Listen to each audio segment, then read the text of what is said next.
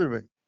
રમશીભાઈ, હાલમાં જે અત્યારે લોકોમાં પેનિક છે કે પેટ્રોલ નથી અને લોકો જી પેટ્રોલ પંપ તરફ એક મીંડ માટીને બેઠા છે કે અત્યારે પેટ્રોલ મળશે, અત્યારે પેટ્રોલ મળશે. હાલ જી પેટ્રોલ ના જે ડીલર હોય તે જી ડીલરોએ હાલમાં વિતરણ બંધ કરી દીધું છે. જથ્થો છે જી છતાં વિતરણ બંધ કરી દીધું છે, કારણ કે પેટ્રોલ પંપ જે હોય તે જામ થઈ ગયા છે. લોકોની ભીડ છે, લોકોમાં એક પેનિક છે. શું કહેશો? જી સાહેબ, એમાં એવું છે જુબેરભાઈ કે આપ જરાક એવું કહેતા હશો કે પેટ્રોલ પંપોએ પેટ્રોલમાં સ્ટોક હોવા છતાંય બંધ કરી દીધું, પણ હું એવું માનું ત્યાં સુધી કદાચ એ સમજણ ફેર હશે, એવું ન બની શકે. કારણ કે ઓલરેડી કંપની તરફથી દરેક ડીલરોને પ્રોડક્ટ જેટલી જોઈતી હોય એટલી બધી પ્રોડક્ટ આપવામાં આવે છે.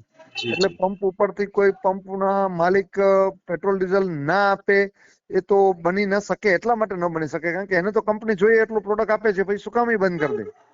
એટલે કદાચ એ સમજણ ફેરની વાત છે. અને બીજી વસ્તુ કેવી છે કે જે એકચ્યુઅલી આ જે શોર્ટેજ અને જે પેનિક થાય છે પબ્લિક, અને જે કૃત્રિમ શોર્ટેજ ઊભી થઈ છે, એની પાછળનું એક રીઝન એવું છે કે જે કંપનીઓ પેલા પેટ્રોલ પંપ માલિકોને 2-4 દિવસનું ક્રેડિટ ઉપર માલ આપતા હતા, પ્રોડક્ટ આપતા હતા. જી જી એટલે અત્યારે એક ગાડી પણ સમજો કે તમે લેવા જાઓ તો 20 લાખ 25 લાખ રૂપિયાની આસપાસનું પ્રોડક્ટ આવે છે. એક ગાડી તમે 20 કેલનું ડીઝલ કે પેટ્રોલ જી લાવો તો પણ. જી જી તો દરેક ડીલરો શું હતું કે ક્રેડિટ ઉપર માલ લેતા હતા કંપની પાસેથી, અને કંપનીએ હવે આ યુદ્ધના સંજોગોની અંદર ક્રેડિટ આપવાનું બંધ કરી દીધું છે.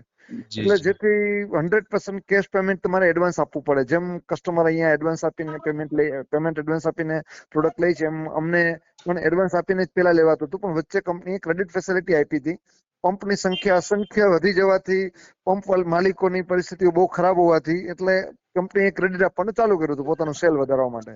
જી જી હવે કંપનીએ સડનલી બંધ કરી દીધું એટલે જે ડીલરો છે એની પાસે એટલા બધા ફંડ હોય નહીં, એમ નાના જી ડીલરો પાસે. જી જી અને સડનલી કંપનીએ ડેબિટ બંધ કરી દીધું એટલે જેની પાસે જે કેશ પૈસા હતા એ લોકો પાસે પ્રોડક્ટ હોય, અને જેની પાસે પૈસા નથી, પ્રોડક્ટ મંગાવી જ નથી શકતા ડીલર, તો એના પંપો ડ્રાય થઈ જાય છે. એટલે જે નાના પંપો હતા એની અંદર જેની પાસે જેને ક્રેડિટ નથી મળી એ લોકોના પંપોમાં પેટ્રોલ ડીઝલ ડ્રાય થઈ ગયું, અને જેનું વધારે વેચાણ ન હોવાથી વધારે મોટો સ્ટોક પણ નહોતા રાખતા. જી કારણ કે જી એવરેજ એનું જે સેલ હતું તો 2-3 દિવસનો સ્ટોક રાખતા હતા. એટલે રામસિંહભાઈ, સડનલી પછી હું તમને વચ્ચે રોકીશ.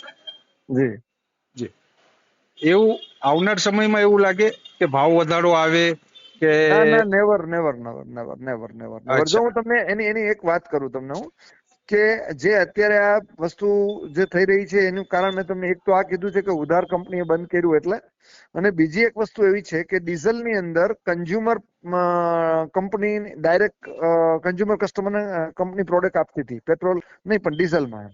જી જી અને એ કંપનીએ બંધ કરી દીધું ને એમાં જે કન્ઝ્યુમરનો રેટ હતો એ રિટેલ કરતા 12-15 રૂપિયા સસ્તું હતું, એ મોંઘું કરી દીધું. એટલે જી શું થયું કે એ કસ્ટમર બી પેટ્રોલ પંપ ઉપર ડાયવર્ટ થઈ ગયો.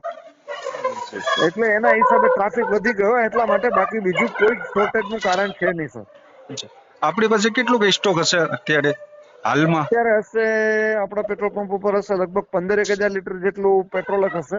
15 નહીં પણ સોરી, આજે આખા દિવસનું સેલ બાદ કરીએ એટલે હમ. સમજી લો કે 12,000 લીટર જેટલું પેટ્રોલ હશે અને 30,000 લીટર ડીઝલ હશે.